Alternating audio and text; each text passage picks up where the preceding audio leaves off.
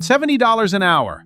That's roughly what a Buffalo Link machine at 10 cents a line, 40 lines, $5 a spin will pull out of your pocket over a long enough session. Not in a bad way, not in a good way, just the math. 600 spins an hour, times $5 bets, times a house edge that lives somewhere around 8 to 10% on that game once you strip away the near misses. That's the meter running while you sit down. Everything I'm about to say is a story built on top of that number. Let me set the frame. $50 in, chasing 3,500 out. That's a 70 times run-up. On a low volatility game, forget it. On Buffalo Link and Dragon Link, it's possible on any given session. And it's exactly why I still sit at these two specific machines when I'm in the mood to actually swing. Both are aristocrat cabinets. Both use a hold and spin bonus. Both are built to give you long, dry stretches and occasional violent runs.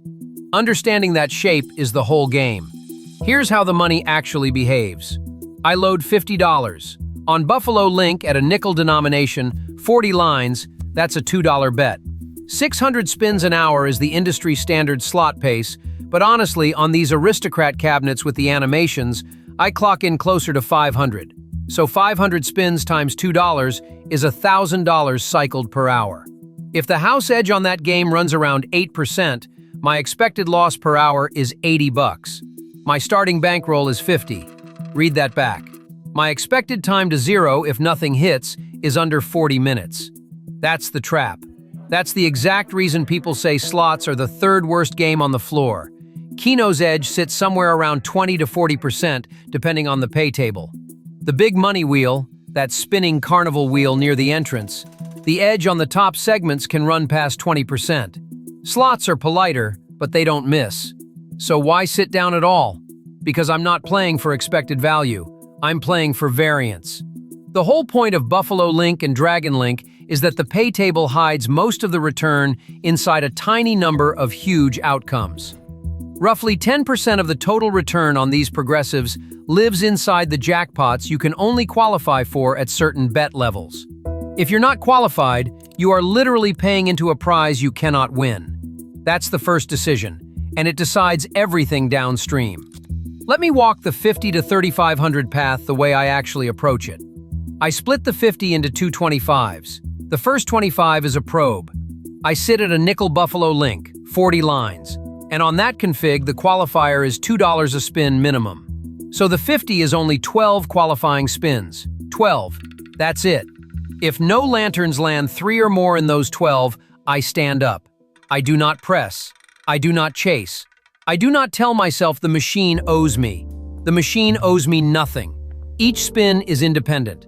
I'll say that once, and I'll say it again at the end. I guarantee nothing, and your results will differ. Now say the probe hits. 3 lanterns, into the free games, and a decent Buffalo line pays back $60 on top of the balance.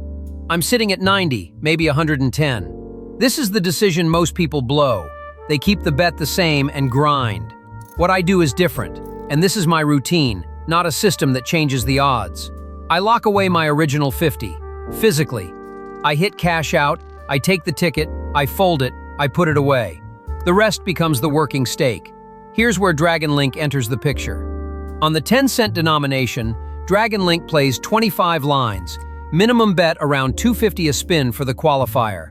The volatility is nastier than Buffalo, longer droughts. But when 6 fireballs land, the hold and spin resets your counter to 3 every time a new orb sticks, and that's where the real money lives. Grand Jackpot is a full board of 15 orbs. I've seen it hit once, live, in years of playing. Once.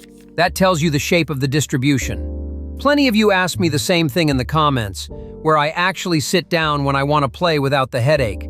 Honestly, I only put money down at licensed places I've vetted because payouts don't stall, and I've never once had a dispute get weird on me. Where exactly, I left in the description. Back to the math. So I'm at 110. I moved to Dragon Link at 10 cents, $2.50 a spin. That's 44 qualifying spins if I stake the whole thing. I don't. I stake 60, 24 spins. Same rule as before. If nothing meaningful lands, I stand up with the remaining 50. The path to 3,500 is not a grind. It is a series of small probes, and one probe that turns into a bonus that turns into a run. Say the run happens. 6 orbs land. Hold and spin triggers. Best case realistic outcome on a 250 bet. A minor jackpot, which on that denom sits around $1,000 plus some orb values. Call it 1,200 hit. Now I'm sitting at roughly 1,350 in front of me. This is the moment that separates people who cash out 3,500 from people who walk out with nothing. I lock away another 600. Physically, ticket, pocket, gone. The remaining 750 is my push money. And here's the thing I have learned the hard way. A machine that just paid does not owe you a second bonus. The narrative in your head that says, "She's warmed up now," is the single most expensive sentence in the casino. It has cost me more money than any pit boss ever has.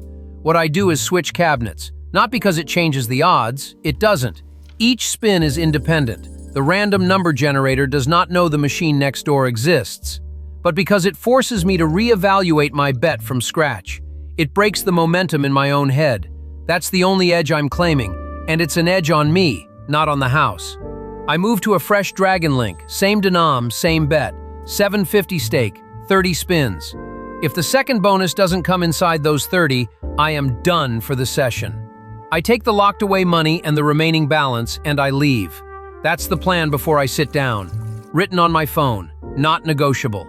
And here is the honest answer to the 50 to 3,500 question.